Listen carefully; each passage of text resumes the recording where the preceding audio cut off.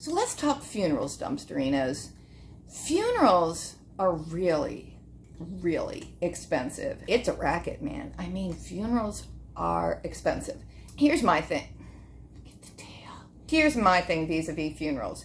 I don't want one, personally, right? So don't plan it for me. Mine's going to be super cheap because it's going to be free, because it's not going to exist, because I don't want a funeral. For me personally, you just all need to remember that, so that when I die, don't expect a funeral. Don't plan me a funeral. There isn't going to be a funeral.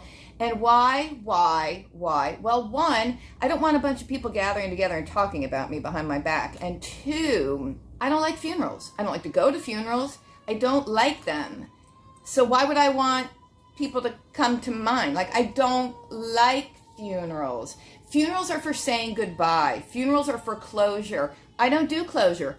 I don't say goodbye. I seem to say goodbye at the end of videos, but I'm not really saying goodbye, because I don't say goodbye, because I can't emotionally separate us that way. There are no goodbyes. I've never said goodbye to my father. I'm never going to. And he passed away 6 years ago, but he's not really gone. And I'm not saying goodbye. And that's that. Now, okay, I get this might be a touchy subject for some people, because what we do with our own bodies after death and we do with the bodies of our loved ones after death is like a very, personal choice. There's a lot of cultural stuff and religious stuff and worldview stuff and eternity stuff all wrapped up in that. I myself am just not super sentimental about a dead body. That's just me. I'm just not, right?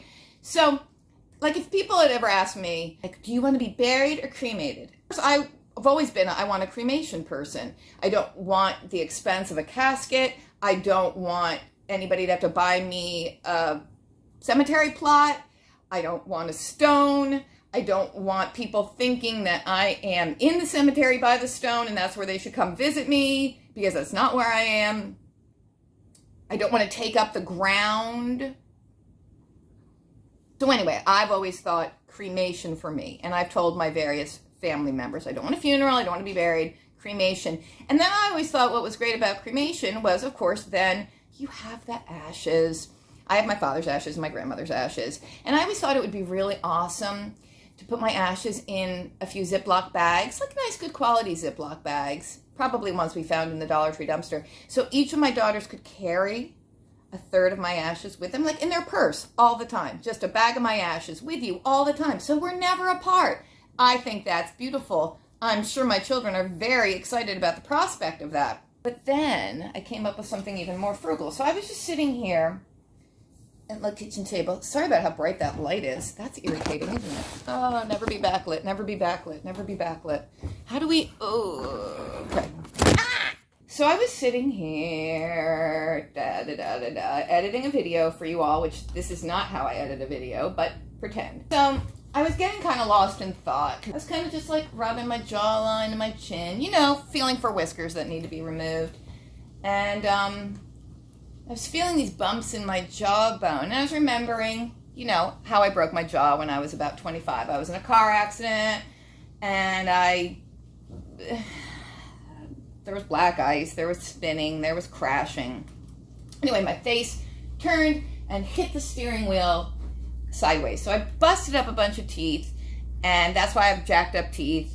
And because I used to have really good teeth. I mean, not really as white as one would like, because they're not. But they were all straight, at least down here. But then I broke my jaw here, and that caused things kind of came apart here in my lower teeth. Like they were all lined up perfectly, like little pieces of little white fence in a row, because I had braces.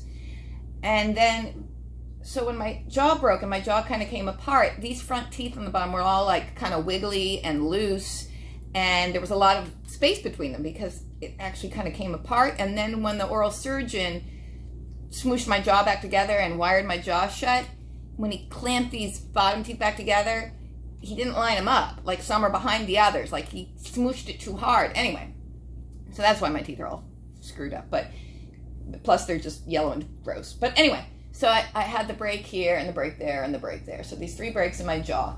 And sometimes they kind of, like, sometimes where the breaks were feels twingy, like it's in certain weather. So anyway, I'm just like sitting here, like, yeah, I'm editing a video and I'm like feeling my jaw. And then it struck me. Donate my body to medical science, like donate it to a medical school, right? Like that's got to be a free way of getting rid of your body. I don't want a funeral anyway. Let the beauty and glory of this contribute to the scientific knowledge of future generations. All med students need to like cut apart a dead body. So, and then I was thinking prior to that, I should get like some tattoos and stuff as like little messages to the med students. Like, wasn't she a funny little one saying, "Hi, future doctor to be, cut here." I don't know. Probably won't do that because tattoos hurt.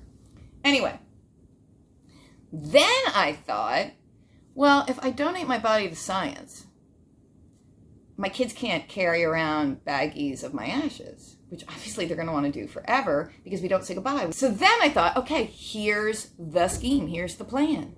Donate the body to science, but say to them, if and only if, when you're done cutting mom up and doing all the ick you have to do, we want the skeleton back. I know this sounds a little bit weird and out there, but why not?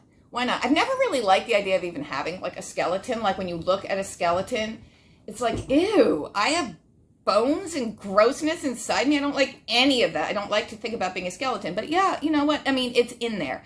So I was thinking, ooh, even better than ashes, if they could take my body and, you know, med student cut it all up and then kind of like fillet all whatever flesh is left off the bones, like make it nice and clean and put the bones back together and then give the skeleton back to my kids, right? So they could just prop my skeleton up here at the table like I'm just, you know, gazing out the window, just hanging out, just, I'm still here. Mom's still here. Or, so this is where I need your advice, dumpsterinos. Well, first, do you think that's legal? Like, can you have a skeleton in your home? Because I know they can't just, like, bury me in the backyard because there are all sorts of laws about how to deal with dead bodies. But people have skeletons. Like, you have them in the high school biology classroom. Like, people have skeletons. So why can't my kids have my skeleton? Or would it be better if I just had them return my jawbone? Have a pretty prominent jaw and chin, so it is kind of representative, and so then I'm thinking my older daughter could just have my jawbone in her purse instead of a bag of ashes. I mean, that's a lot more fun than a bag of ashes that could spill, right? Like a jawbone, a human jawbone. Isn't that a great idea, guys? For frugal, dealing with death, no funeral, free, have my body, contribute to science. I wonder if that's even a tax write-off, and then just give me the skeleton or jawbone back. What do you guys think? That's what I'm wondering. Isn't that a great idea?